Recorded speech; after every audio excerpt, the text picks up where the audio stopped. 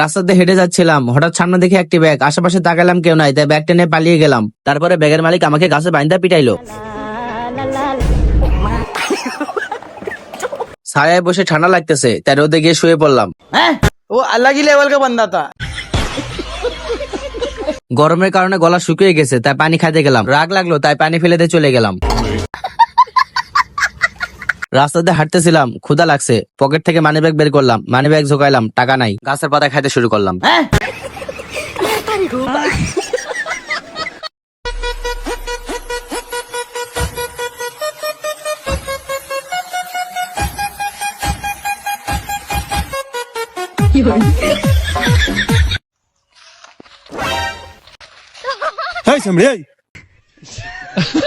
তোমরা কি জানো আমার 2,14,000 ফলোয়ার কমপ্লিট হয়ে গেছে? তো আমি কি করব?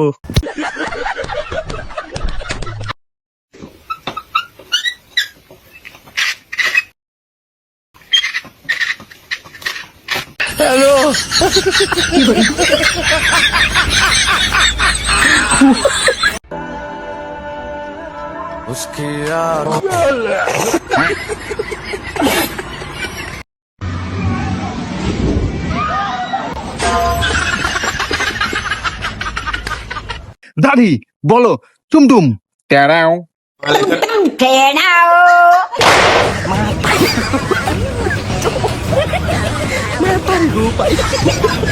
সারাদিন বাসায় বসে থাকে, ভাল লাগে না, কোনো কাজ কামও নাই, কি যে করি।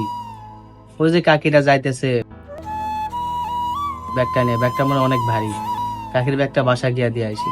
ও কাকি, তোর ব্যাগটা দাও, তোর বাড়ি থেকে দিয়ে আইসি। হ্যাঁ, সুন্দর মেয়েটা দেখলে লাইন বাড়া বাচ্চা মা বোন নাই।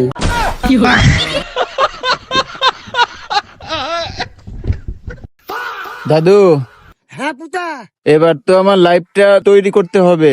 এরকম ভাবে আর কতদিন একা থাকবো? তাহলে মিস্ত্রি দেখে বানিলে। দাদু, আমার লাইফ গুছানোর জন্য কইছি, আমার ঘরের জন্য না। আরে ও সব বানাতে পারে, পরশু মিস্ত্রিকে ডাকবো।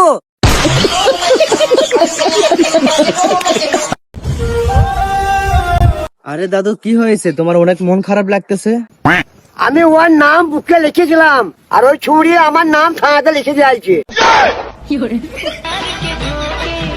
তে তুমি কি এমন কাজ করেছিলা যে ওই মেয়ে তোমার নাম থানায় লিখে দিয়ে আসিছে? আমি খালি ওকে চুমু খেয়েছিলাম। দাদু, আমি শুনলাম নাকি তুমি খুব কম ঘুমাও। হ্যাঁ, তুমি ঠিকই শুনেছিস, আমি খুব